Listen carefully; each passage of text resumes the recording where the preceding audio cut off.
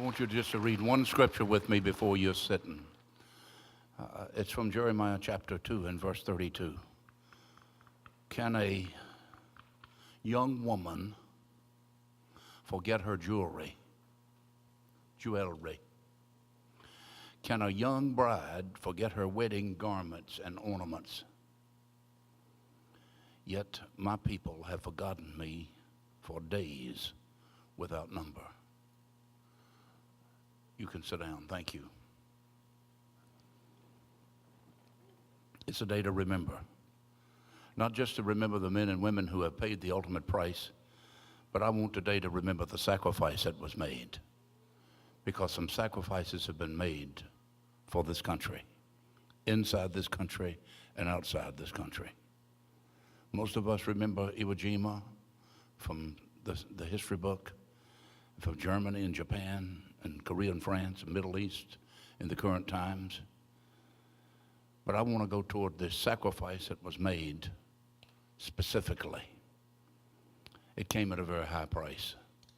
And so today, when you look and you see this candle with these two flags and these flowers, it represents those inside our country, first responders, and it represents those people who have paid the ultimate price on the battlefields. This is a holiday season when the AAA said that more people would travel this year than any other time in history. They are. It's record-breaking time and record-breaking travel, even though gasoline is high. And even though plane tickets are down a little bit, 7 or 8%, it's still a well-traveled time because people are going to go and they're going to see their friends and their family. There's something about this day being the last day of the springtime before we really begin the summer months that people take off and they go and they travel and they cook and they eat and they play ball and they golf and they do everything.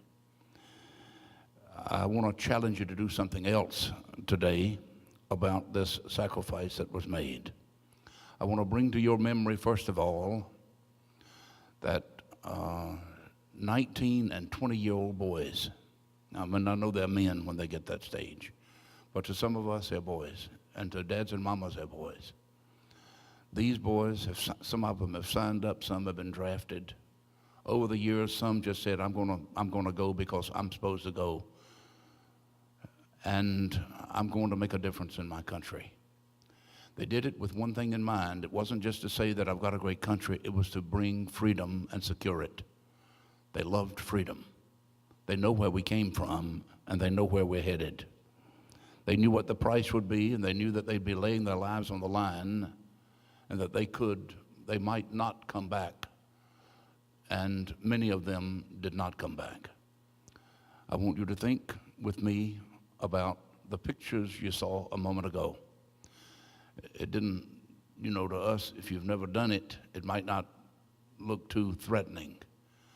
But to jump off of a raft or a boat and go up on the beach head to take it, you've got your pack and your ammunition and your guns and everything else, and you're heading toward that beach. It's not a beach trip where you're going to pull out your suntan lotion and get your little umbrella up. It's a time that you know that somebody's going to be shooting at you.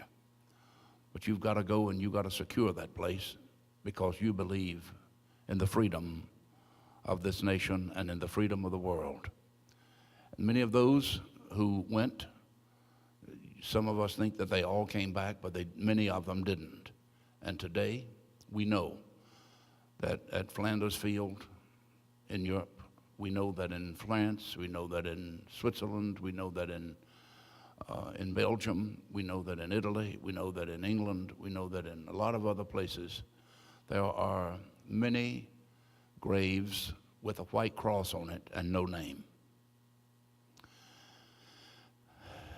It's because they didn't know where to send it to, and they didn't know. So many of them are unknown. We know that even right here in our states, at Washington, we have the tomb for the unknown soldier. That's the one who gave his life, gave everything, laid it out on the line and said, I may not come back, but I'm going to pay the price for freedom. And they did it. And so far, they've won every time.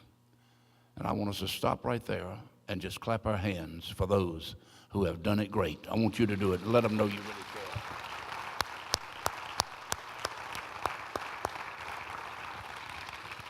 I think that there is deep inside of every one of us a desire to be remembered.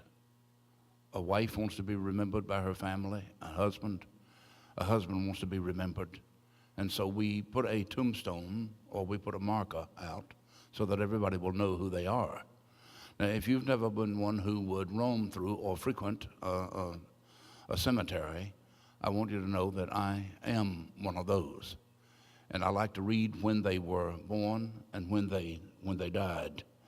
And I like to see what epitaph is by them, and you see a lot of strange epitaphs that are on the headstones. And I try to remember a lot of those and try to see if, what the relationship was in the family. And when I come to one of those guys, it really touches me to know that somebody has had his life cut short and never got a chance to enjoy some of the things that you and I enjoy, that others enjoy, and we don't give them a chance to enjoy. They knew they could have, but they went and risked it all so that we could have independence like we have. Now, I don't know if you've ever done it or not, but if you've stood by a wall of memory at Fort Bragg, you say, is that one? Yes. And I've stood by one with the man who's going to speak on the 24th of this month of June, General Boykin. And he and I were there alone. They had come to get me that day at the church here, and they put me in a thing and didn't let me know where I was going and everything, and got me to the place. It was after Mogadishu. So I want to tell you, some of you, how many of you remember Mogadishu? Can I see your hand? A few of you remember it. You remember the movie Black Hawk Down? That would be along that line. That's about him and about his gang that went in to free the people there and to speak independence. It was a great time when he met up with warlords and everything else, and they put some of our men behind them and dragged them through the streets of Mogadishu. That's the time when General Boykin looked at one of the warlords and said, my God is greater than your God. And that's when the press and everybody else sailed in on him, the liberals, and took everything from him and got him stripped a little bit, of the honor and all that. And then he became director of the CIA. You know that. This man is going to speak for us on the 24th. He's a real patriot. This man is a man who also went into Israel not long ago and spoke at the Valley of Tears up at northern Israel in the province of Dan. When you speak of looking from Dan to Beersheba, from the north to the south, where the Jordan River begins, it formulates. It's really a rushing, mighty little river. It's something else. And it's right on the bunkers and right on everything where the women fought, and they turned the Syrians around. Women did that, with Molotov cocktails. And he just got through teaching there, Jerry did, and being with some great men. And I'm sure that he'll tell us some things that are going to blow your mind. But if you'll stand by the wall there, I watched General Boykin as we stood there, and he took them over one by one, and he put his finger on the engraving there and said, Pastor, this is a certain man right here, and this is what he did. This is another man and what he did. It's wonderful to see it and to have somebody to tell what happened there. But if you stand by the one in Washington, D.C., you'll see it even on a bigger scale. And then one of the greatest things I've ever done was to stand by the one in the Philippines, in Manila, and watch all of the people who had whose names were there, and many of them were unknown and will never be known by anyone else. It's quite a thing to go to Manila and see that. But there is in every man something that wants to be remembered. It was like that in Jesus. Jesus said, this do in remembrance of me, speaking of the Last Supper that he did there in the upper room. This is what God said when he said, a young bride would never forget her jewelry and her ornaments, said, but you have forgotten me day upon day. And he's talking to a nation of Israel. Now, this was his beloved nation, and he said they had forgotten him. And I want to zero in on that, if I could today, for just a few minutes and ask you if you could just try to remember back to when you remembered this great nation of ours as having more freedom and more about God and more about our country than we have today. I'm going to say some things that some of you are not going to like. It's just tough. You'll have to tough it out with me and forgive me if you have to. If you're going to go to heaven and we're going to live there, you've got to. In spite of the fact that we've had all these things done to secure our freedom, we still have people that are knocking freedom today by the score. I heard some of it this morning for about 15 minutes as they came on to knock what we want to do to protect lives. I think one of the greatest things that you could ever do, I'm not sure if you've ever done it, and I wish you could, if you'd go to Pennsylvania and go up to Gettysburg. If you have never been to Gettysburg, let me see. I've been to Gettysburg. Let me see your hand, okay? Have you ever been to the Gettysburg Museum? Let me see your hand. If you have, you know what I'm talking about, and you'll bear me out. It is a great place because you see the battle coming all up around you, and you'll say, boy, what a price was paid. And you'll see that it was right there that Abe Lincoln gave the Gettysburg Address. It was quite a place, quite a thing to do. I would go back there, not just for the Amish country or to eat a big meal or something like that or to see a drama. I would go back just to see Gettysburg. It's well worth seeing because it'll bring you into touch with those who have really sacrificed to make our country a free country. And that was in the war that really was the war of all wars, where more people died than in all the others put together. And we killed our own, North against South, and we almost destroyed a nation. And Abraham Lincoln said we would all die unless, and we will destroy our nation unless we can come back to the place of amiability where we actually love one another and seek each other's well-being. Something in those words right there. Now, I want to ask you a question today and see if you can just let your mind wander as I do. I wonder today if we could have some of these vets who have given their lives. You say, well, I don't know anybody. How many of you know somebody who has died in battle? Let me see your hand, okay? You know what I mean. How many of you have had a relative, a close relative? Let me see your hand. A number of you have. And the closer you get like that, the more subjective it becomes. It doesn't become one of those things, well, they died, so what? And that's what the attitude is among some liberal, very liberal thinking people today. But I'm going to ask you, let's just suppose that we had the divine ability to bring back to life right now W.C. Clay. How many of you know him? None of you know him, but I know him. He was a high school friend of mine, one of the most handsomest guys you've ever seen. He was blonde-headed, had a great future, and he decided, William Clifton Clay said, I'm going to go and I'm going to fight. So he joined the service and he piloted a plane. He was Captain W.C. Clay at the time, took off, and they shot him down, and they never found him. I'm telling you, you would have loved to have seen William W.C. Clay. We call him W.C. We went to college, we got married, we did all these things. W.C. never got a chance. His little brother, Andy, was our mascot.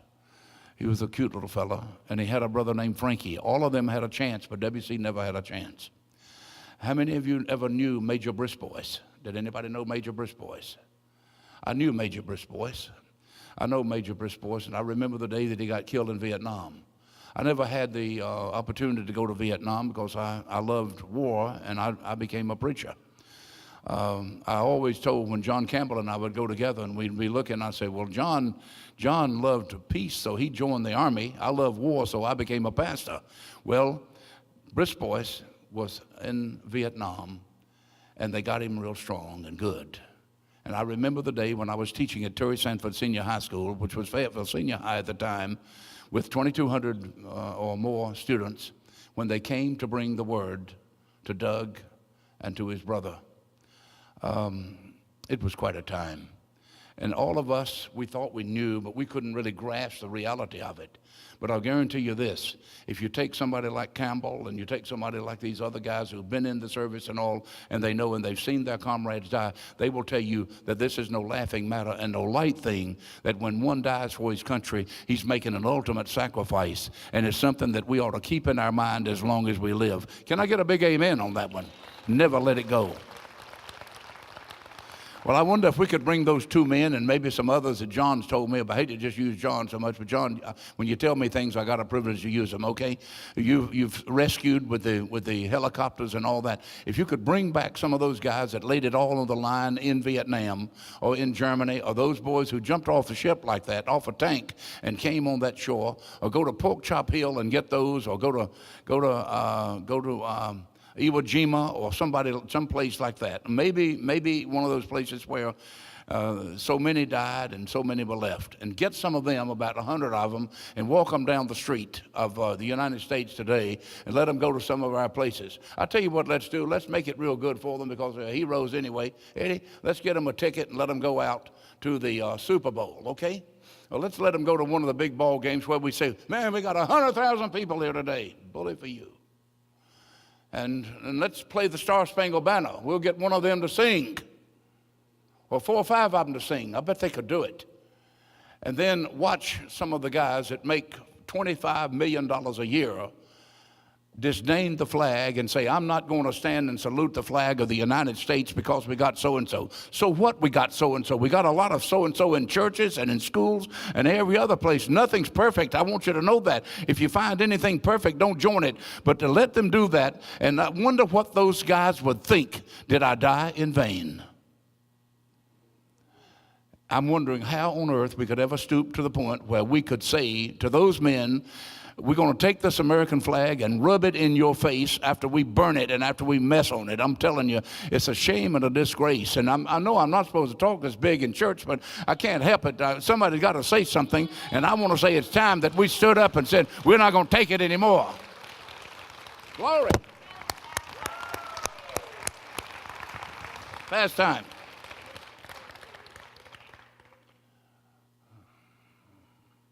What if we could all of a sudden bring back a colonel from Austin, Texas, who gets up and makes a speech at the Rotary Club luncheon. And here's what he says. His main speech took place with one sentence that everybody remembered. He said, we're a military at war. He said, we're not an entire country. No. We're a military, not a country. Look, when we go to war in the Middle East, it's a country at war. It's not just a few of them that are getting paid. It's a country at war. When we go to war in Germany to help save them, we are a country at war. We're not just us at war. We are a country, a nation at war. When we go to war in South Korea, we are a country at war. And if we go to war in North Korea to show a man that he cannot intimidate us by anything else, whether the liberals like that or not, we are going to be a country and a nation at war because we're going to stop him one way or the other. If he wants to meet at the table, he can meet with us. Now, I know that you're probably saying, you're a little tough on this. You're real perceptive. I hope you are. And I hope you understand that. That I think it's time that somebody stood up and said that we're going to do something about it. I wonder what would happen if we took a Marine that's just recently been chosen to be a colonel in the United States Marines, just stepped out of a plane. They greeted him back home, and guess what they said? They didn't say, hello, hero, we're remembering you. Oh, no, nothing like that. But they looked at him, and 100 of them shouted, killer, murderer, terrorist. I wonder what would happen if we bring some of them to one of our schools where we're trying to teach young people something. And professors have incited them to the point that liberally they make them think that they have got a cause to fight, while other people fight and die to give them the privilege to burn a flag. Well, that's just about enough of that, I think. I'm not on my box today, but I really feel very strong about it. I feel what Andrew Jackson once said when he said, no people ever lost their liberty unless they themselves became corrupt. Now listen, I'm speaking out of a pastor's heart. I'm no coward, at least. I'll be like the woman said the other day that made the speech up at the University of North Carolina. When Caroline graduated, she got up, and it was a school of public health, and she gave a whole message on racism. She said, I'm courageous. Well, I want you to know this today. I am courageous right now. And I am at a point where I want some of us to say, we're going to do something about it. Now, here's what our president said. He just gave this command for us, and a suggestion probably, but he said, I declare this Memorial Day to be a time when, this is what Trump just said. You know him, Trump. And it doesn't matter what he is or who he is. It doesn't matter. He's president of the United States of America. Somebody died for him too. Okay, now, Trump said these words. He said, I do declare this with my hand, the writing of it. He said that this Memorial Day will be a day when we will set aside 11 o'clock in the morning on Monday for every person who knows God to pray and to say, God, thank you for our men and women who have paid the ultimate price, and thank you for this country. That's what he just asked us all to do. And so what are we going to do? I'll tell you what we're going to do. We're going to say, give me one of those hamburgers, just one hamburger, just one hot dog. Give me a whole chicken. We're going to do it. And we're going to play, and we're going to sing, and we're going to dance, and we're going to reek and rollick and do everything, and frolic and everything else. I'm telling you, look, folks, I'm going to call on us to do what the man said, that tomorrow, it doesn't matter where we are, and we're going to stop in our tracks at 11 o'clock. I want you to set your alarm clock for it. And at 11 o'clock tomorrow, I'm going to do this. I'm going to stop dead in my tracks. If I'm in the car, I'm going to pull it over on the side of the road.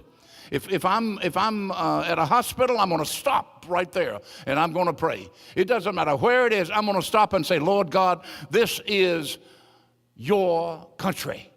Lord, this is our country. This is a Christian nation. And Lord, we do hereby right now rededicate ourselves to the cause of freedom. And Lord, we will be a free people, and we will not come down like Rome did or anybody else. We will be a free people. And if you believe that, say amen, somebody. Don't be afraid of it. It's all right.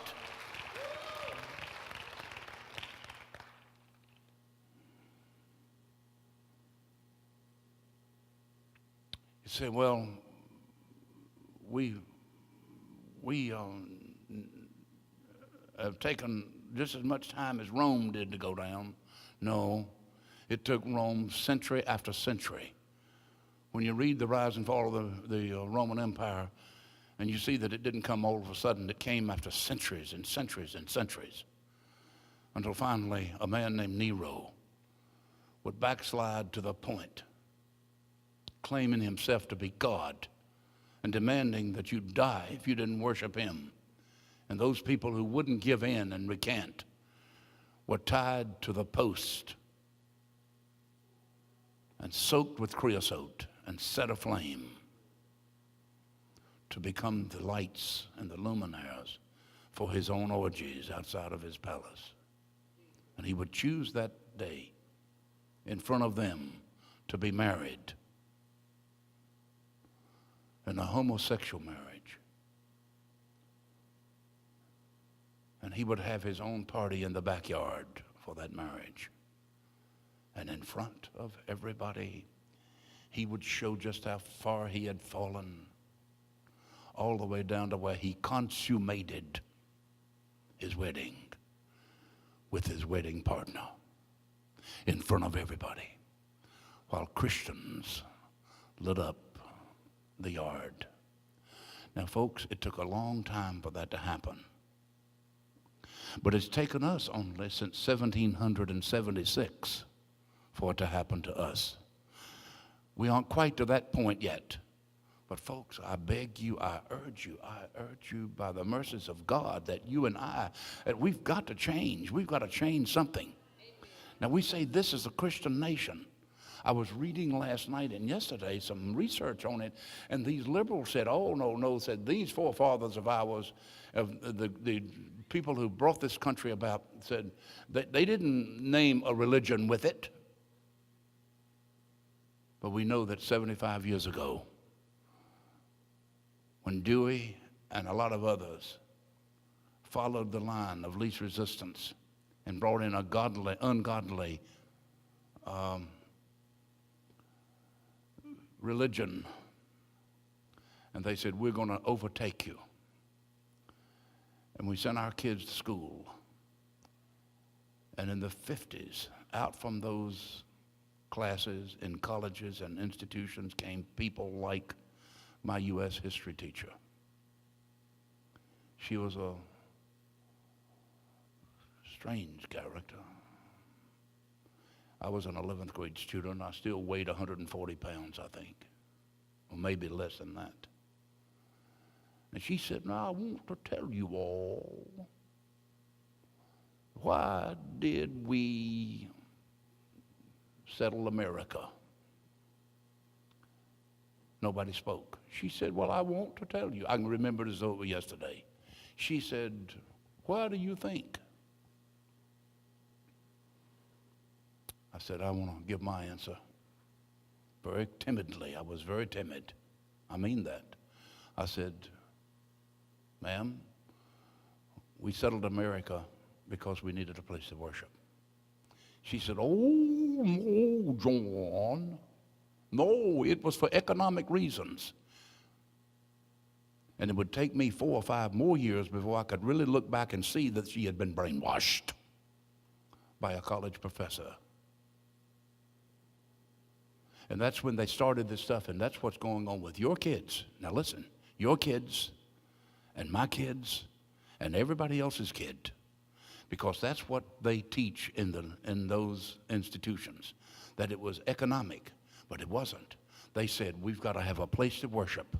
And those pilgrims came and those others came, and thank God they set aside this place, and the first thing they did when they hit the ground was to say, we're going to have church, and we do establish this place as a place where we can worship God freely. And if you don't believe it, I can show it to you. I have it documented. We can do it. Listen. And they tried to take it away from us, and they've tried to for the last 75 to 80 years, but we're going to restore it, and we're going to restore it through our schools. We're going to restore it through our school right here. It's a place where our kids can go. Get your kids and send them to this school, because we've got God and we've got the country, and we love both. Hallelujah. I pray that you will do that, and you'll do everything you can to back them.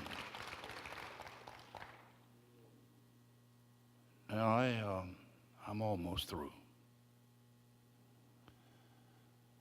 But I would be remiss if I didn't give you something that's on my mind. But I didn't give it in the first service. God help me. I'm going to tell you what we're raising. I don't know everything, but we are developing a country of alcoholics and drunkards. You say, no, we are doing it. In a later time, I'll have to tell you why I say it so strongly, okay? But I cannot qualify it right now, but I can qualify it. Don't think I can't qualify it, but I don't feel that I have the time to qualify it right now. If you will, I will not be here. But if you'll give yourself about 5 or 10 years, you're going to understand what the Reverend is saying to you today. That we are developing among our churches. God, I promised I would never do this. We are developing a country of alcoholics. You know what I'm talking about. You know as good as anything. You know I'm not talking out of turn.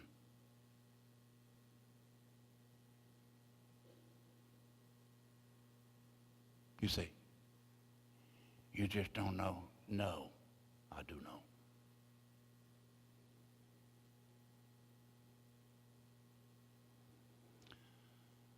I wish I could answer it and qualify it, but I can't.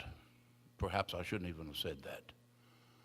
But see what you see more than anything else. See what you see at ball games. See what you see at parties. See what you see at school functions. See what you see down the street. See what you see in weddings. See what you see in, oh, God.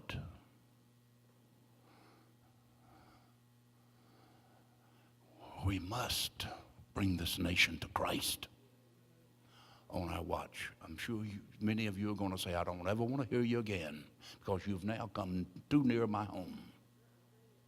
And you know that I've done it. And you know the Lord has touched me to do this. You're talking about courage.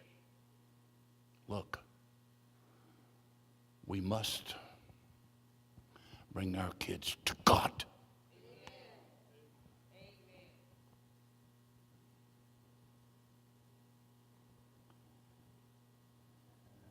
I will qualify it soon, okay?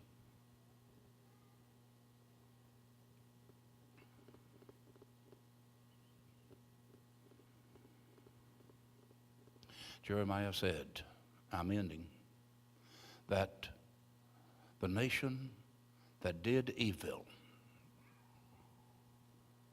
Who is that nation that I'm talking about? Somebody tell me out loud. I didn't hear you. Come on, everybody. Israel, God's favorite chosen people. And they paid a price. Who do you think you are?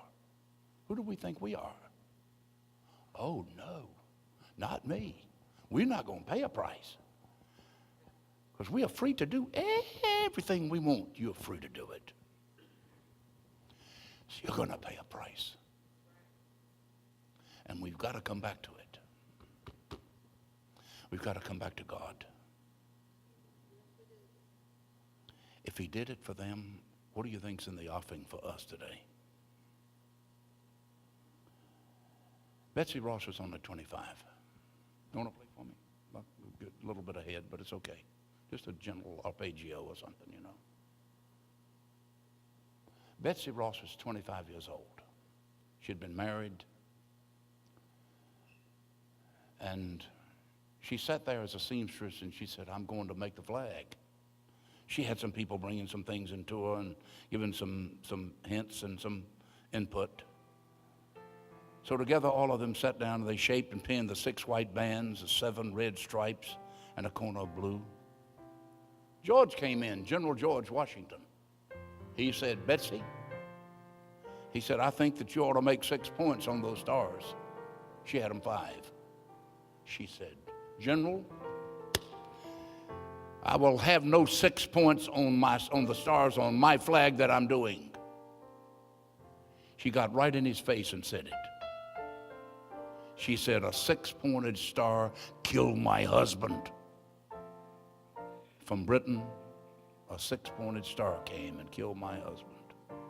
And she said, a 6-pointed star will have nothing with this flag. 5 points. And she made it. She made that wonderful flag. Here's the one that they burn and that they sit down and won't look at. Oh, boy. People that I love do it, that I care a lot about. Its red stripes are like wounds of struggle. The good in it cannot be had for nothing. Its white bands are like pure snow. The glory of it cannot be bought or sold. Its blue field is like a durable peace rising from the deep dedication of patriots past. Its stars are like beacons guiding us through the shoals of adversity. Like any garden, it must be tended. Like any loved one, it must be held. Let this flag be lifted high and keep its promise bright, for in it lies the best hopes for us all. and you will understand more fully then the words of the great Abraham Lincoln up at Gettysburg, I think. And these dead shall not have died in vain. I watched right over there last Sunday afternoon with the most impressive from those Army guys when they came and stood at your presence and presented you the flag. I'll always think of the mighty Roy and that flag. It was a poignant moment. I thank God for all of you guys who fought it out to keep us free. We will not forget. But we often do forget, but not of one guy. He could have been in the pictures with you here. Let me tell you in about a couple of minutes, okay? His name was Butch. Boy, he was a great sailor. Some of you will already know it when I start. His name was Butch O'Hare. In World War II, it really produced some heroes, didn't it? Brokaw said that, the greatest generation. One such man was Lieutenant Commander Butch O'Hare. He was a fighter pilot assigned to the aircraft carrier Lexington in the South Pacific. Lynn Mason told me this morning that she's had the privilege 2 times of being on that Lexington, where they take them way out and watch the planes take off on them. Well, he was assigned to that, he and his squadron, to protect them. One day, his entire squadron were dispatched on a mission. And after he got airborne, he looked down at his gauge, John, and he saw that nobody topped off his tank. And he knew he didn't have enough to go out on that mission and come back. He told the commander, and he said, listen, you go back. We can't afford you. You got to go back to the ship. So being the soldier he was, he said, yes, sir. And he started back. And when he was returning, something he saw turned his blood cold. A squadron of Japanese fighters were coming right toward a ship that was left unguarded to wipe them out. Well, the American fighters were gone, so everything was over for them, but not for Butch. He drove straight into them, flew right toward all 10 of them or more, and dispatched his guns. He knocked one out, smoking going down the line, knocked another one out. He zigzagged in and out with a figure 8. They thought he was crazy. So who is he? Who is he? And he came in on the side of one of them and nailed him. And he had nailed 5 of them completely and downed them, leaving about 5 or 6 of them. And then he said, I popped the gun and the bullets were gone. Nothing else. That's it. He said, but I'm going to get me one more. And he turned that little fighter jet around and started after the one on the edge and got right close to him and said, I'm going to clip his wing with mine, and clipped his wing and put him down. And there he's flying. And the Japanese said, we better get out of here. This guy's crazy. They turned around and left. And Butch O'Hare made it into safety on the Lexington. He told them what happened. He said, get the film that's beside the guns on the wing. And they got it, and it's for living proof of what this man did to save the aircraft, the Lexington. Well, a year later, he was flying again, just couldn't stop him. But one of them got him, nailed him for sure, put him down, and Butch O'Hare was dead at the age of 29. This took place on February the 20th, 1942. And for that action, Butch became immortal. And his hometown said, we will not forget Butch O'Hare. They took up offering after offering and said, we're gonna do something for him. Let's make a bust. From here up, they made a bust of Butch O'Hare. And they said, where are we gonna put it? And his hometown said, let's put it somewhere big where thousands and millions of people will see it. And they put it between Building 1 and Building 2 on one of the largest airports in the world that's named after him now. Chicago's O'Hare Airport. And his bust is standing there.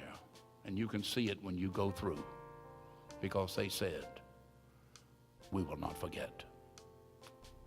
Amen. That's it.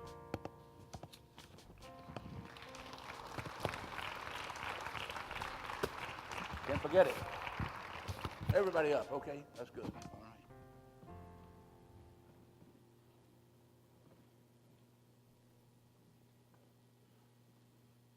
It's my country.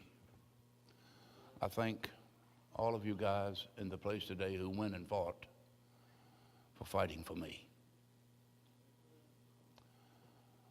I cannot hear the sound of a whistle on a train, Jake, without thinking of the guys that went to fight. All of my uncles, just about all of them, went and fought. When I hear a train whistle blow at 6 in the evening, I get chills. I can't help it. I get faces. What's wrong with you? I said, well, I get moonstruck. I'm going to be a lunatic, I guess, but I mean, I just have a bad time at night because I can remember them saying, where's my brother tonight? Where's Benjamin, they said. Where's Marshall, they said. Somewhere in the South Pacific, somewhere on the hills of Germany or France. I thank them for what they did for me. And tomorrow, at 11 o'clock, I'm going to stop and I'm going to thank God, Colonel. And John, I'm going to thank God for men like you, for men like you, for men like all of you, and women like you.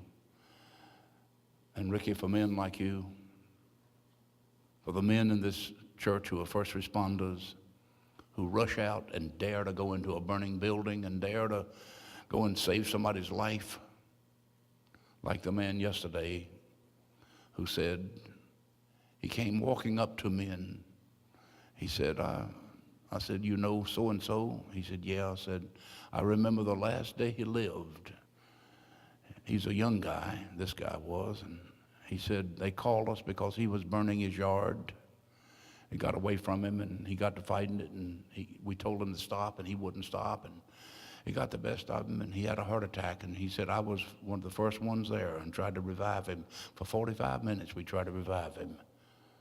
You'll know that man was Reverend Randall Strickland, Alan's brother, Stedman. I looked at this man himself and I said, well, sir, I was getting ready to complain about my satanic nerve, or sciatic nerve. I said, but then I didn't after I saw you. Because he was walking on one leg with a prosthesis.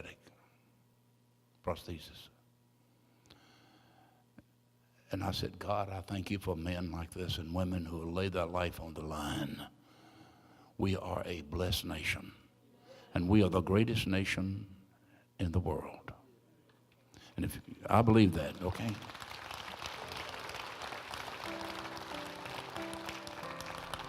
And before I pray this prayer, I want to tell you about one thing that I am most thankful for.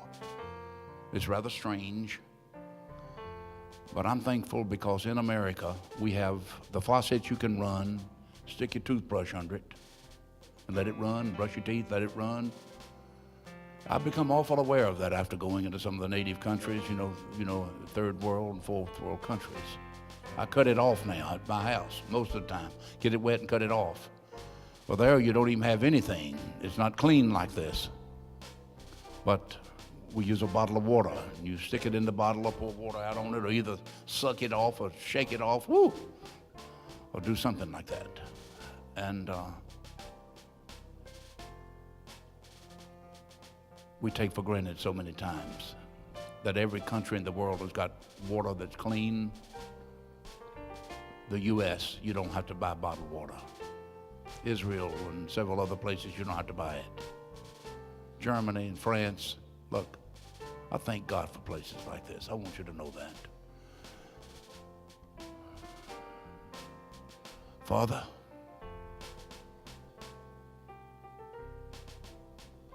thank you for America.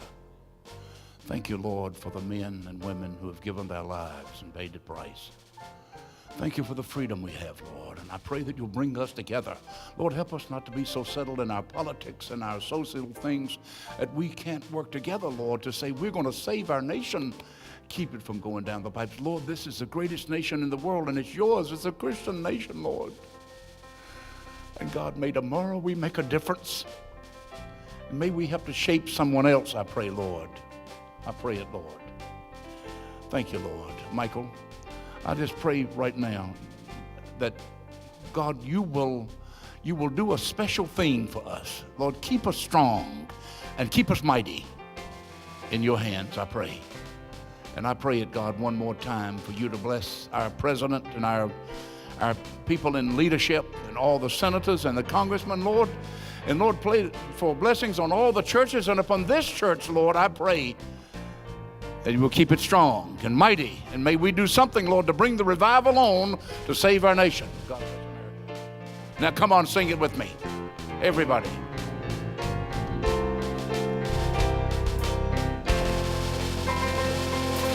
God bless America.